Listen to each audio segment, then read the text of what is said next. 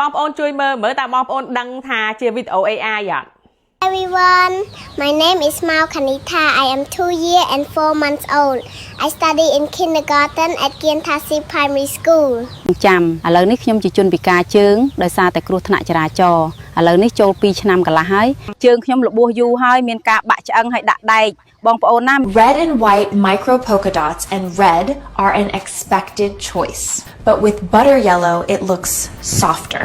Gray leopard print and black និយាយទៅវីដេអូទាំងអស់ហ្នឹងគឺសុទ្ធតែជាវីដេអូ AI ទេបងប្អូនហើយខ្ញុំយកវីដេអូហ្នឹងមកចែកម្លែកថ្ងៃហ្នឹងមិនមែនមានន័យថាពួកគាត់ធ្វើអីខុសអីទេមិនមែនទេខ្ញុំគ្រាន់តែចង់ចែករំលែកថា AI ឥឡូវគឺវារៀងបកកែជាងមុនច្រើនអ្នកខ្លះអាចនឹងអត់ដឹង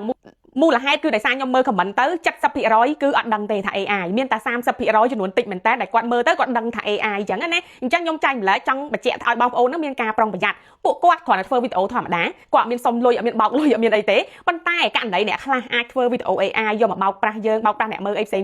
វាអាចមានកើតឡើងហើយ AI គឺកាន់តែបកកែទៅកាន់តែល្អទៅមុខពីមួយថ្ងៃទៅមួយថ្ងៃទៅអញ្ចឹងថ្ងៃហ្នឹងប៉ុណ្ណឹងណាចុះថ្ងៃក្រោយអញ្ចឹងឲ្យមានការប្រុងប្រយ័ត្នជាពិសេសទៅលើប្រព័ន្ធអនឡាញឬក៏គេយករូបកូនយើងដោយករណីបងអូនស្រីអញ្ចឹងគាត់យករូបម៉ាក់គាត់ហើយគាត់យកធ្វើ AI generate អញ្ចឹងម៉ាក់គាត់បិទប្រកាសទេអញ្ចឹងជួបគេយករូបកូនយើងមកបោកផ្ញើជាវីដេអូបោកប្រាស់យើងអីផ្សេង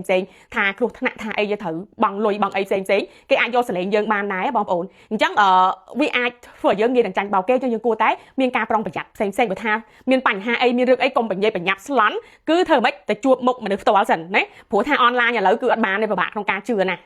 ជាពិសេសអ្នកដែលគាត់មានប៉ាម៉ាក់ចាស់មើល Facebook មើល TikTok អីជាប្រចាំហ្នឹងគឺយើងគួរតែអាសាប្រាប់គាត់ហើយប្រាប់គាត់ថាបើសិនគាត់ជួបរឿងអីឬក៏ជួបឃើញវីដេអូកូនឬវីដេអូអីគាត់កុំ take action ភ្លាមគាត់ត្រូវសួរអ្នកផ្ទះសួរអ្នកអីសិនព្រោះជៀសវាងការបោកប្រាស់ឬក៏ជាវីដេអូ AI សម្រាប់បងប្អូនចង់បានស្បែកស្អាតមានសុខភាពល្អខ្ញុំណែនាំ Skin Care Labor ដែលជា brand កូនខ្មែរផលិតនៅប្រទេស New Zealand នៅក្នុងរោងចក្រដែលមានស្តង់ដារនេះគឺខ្ញុំជាមួយអ្នកជំនាញផលិតលើ Skin Care ក្នុងការផលិតយើងនៅមន្ទីរពិសោធន៍ព្រោះយើងទៅពិសោធន៍ផ្ទាល់ឲ្យខ្លួនឯង Skin Care មួយគឺចំណាយពេលពី2ឆ្នាំកន្លះទៅ3ឆ្នាំទើបអាចផលិតចេញបានហើយកន្លែង storage ខ្ញុំដើរនេះមិនមែនតែមួយជួរហ្នឹងទេណាគឺ10ជួរបងប្អូនរោងចក្រធំមែនតើគេមានដុកទ័រសើស្បែកនៅប្រចាំគេមានអ្នកជំនាញខាងគីមីវិទ្យាហើយនិងអ្នកជំនាញខាងផលិត Skin Care មានម៉ាស៊ីនតេស្តជាច្រើនហើយរបស់យើងគឺធានាស្តង់ដារជូនតែម្ដងបងប្អូនប្រើប្រាស់ដោយទំនុកចិត្តមិនភ័យខ្លាចផលិតផលសុទ្ធអត់មានដាក់សារធាតុកាត់សារធាតុលាយស្តង់ដារអន្តរជាតិតែម្ដង